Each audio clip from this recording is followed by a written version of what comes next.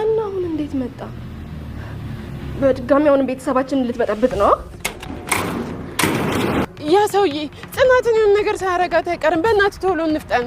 ኒና እዛ ሄዳ አንድ ነገር አድርጋ እቅዴን ብታበላሽ ግን ለእናንተ ምንም አይነት ርህራሄ አይኖረኝም። ይኸውልህ አሁን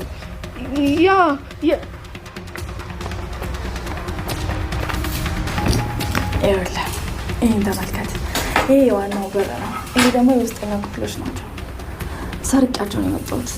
አጎቴ ምን ነው የተፈጠረ ነገር አለ እንዴ? ድምፅ ምንም ደህና አይመስል። በላይ አልሞት እና ደግሞ ቤት መጥቶ አስፈራርቷቸው ነው።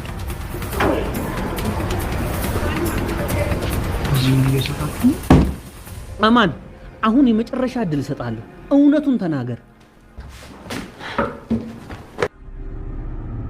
አይሞትም። እና አሁን እንዴት መጣ?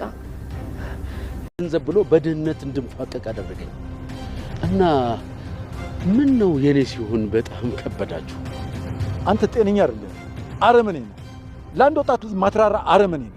የእህት ልጅ ኩርቤል ስለተነካ ብቻ እንደዚያ አትበል። ያኔ የእህት ባል እንደዚያ ሲያደርገኝ ልብ ቢኖር ኖሮ ከኔ ጋር ስለ እውነት ትቆም ነበር። ይኸውልሻና እኔ ልትደብቂኝ አትሞክሪ። ስራ ናቸው እነሱም ሁሉ የዚህ ሁሉ መከራ ሰለባ ናቸው። ትክክል ኖት። በላይን ለመያዝ የእርሶ ምስክርነት በጣም አስፈላጊ ነው። አሁን በሉ ያዙ፣ ቀስ ብለው ይሄዱ። እኔ እንደዚህ ሆኜ ስገባ ይደነግጣሉ፣ ግን ያለውን እውነታ መጋፈጥ አለብን። በሩ ጋር እንድረስና ሁሉን ይነግራል።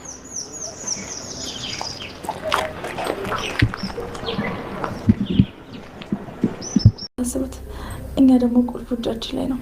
ይህን ደግሞ እነሱ በፍጹም አይጠረጥሩም። ትክክል ነሽ። አሁን ጨዋታውን ሙሉ ለሙሉ ወደኛ ተመልሷል። ይሄን ቁልፍ በእጃችን እስከያዝን ድረስ ማንኛውንም ቤታቸው ውስጥ ያለውን ሰነድ በእጃችን ማስገባት እንችላለን። ወይ አጎቴ አጎቴ ምን ነው የተፈጠረ ነገር አለ እንዴ? ድምፅ ምንም ደህና አይመስል።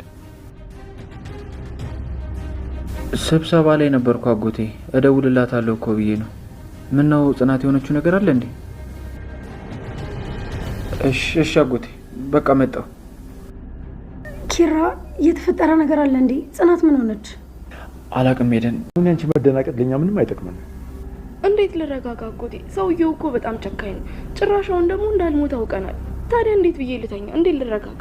በላይ የሰራው ስራ ሁሉ አሁን በህግና በቁጥጥር ስር እየዋለ ነው። አንድ እውነት ልንገርሽ ልጄ፣ ብረት በሳት ተፈትኖ ሲወጣ ጠንካራ ይሆናል። አንዴ የተፈተኑ ፈተና ድጋሚ ሲመጣ አይከብድም። ይባስብን ነው መነጋገር ያለብን። በላይ በአሁኑ ዝም ብሎ አልመጣም። ቆይ ሰውዬ ከኔ ምንድን ነው የሚፈልገው? እንደዛ ስንከራተት ዝም ያለኝ ሳይሞት ነበር? አዎ ልጄ፣ አውቆ ነበር ዝም ያደረገው። አሁን በስሜት የሆነ ነገር አደረግን ማለት ሁሉ ነገር ተበላሸ ማለት ነው። ቆይ ምን እስኪሆን ድረስ ነው መረጋጋው? ከዚህ በፊት በማላውቀው መንገድ መጥቶ ንብረቴን ሁሉ ነገሬን ይዞ ሄደ። አሁን ደግሞ ጭራሽ ቤቴ ድረስ መጥቶ ቤተሰቤን እያስፈራራ ነው። ቆይ እስከ መቼ ነው የምታገሰው? እባክህ ኪራ ተረጋጋ። ይኸውልህ አንድ ነገር ብትሆን እኔ በእውነት እጎዳለሁ። እባክህን በቃ ለእኔ ስትል ተረጋጋልኝ። ኪራ ጽናት እውነቷን ነው። በአሁኑ ሁላችንም እንደ ቤተሰብ ሆነን አንድ ላይ ቆመን እሱን ማሸነፍ አለብን። በአሁኑ እንኳን አንበለጥም። ይኸውልህ ልጄ፣ በላይ እንዴትን ሊጠቀምበት እያሰበ ነው። ስለዚህ ብልህ ነው መሆን ያለብን። ይኸውልህ ወንድሜ ልጅ ነሽ? አዎ መጀመሪያም እኮ ነግራችሁ ነበር፣ ግን እናንተ መች ሰላም ይወድላችኋል። በጉልበት ሲመጡባችሁ ነው እንጂ።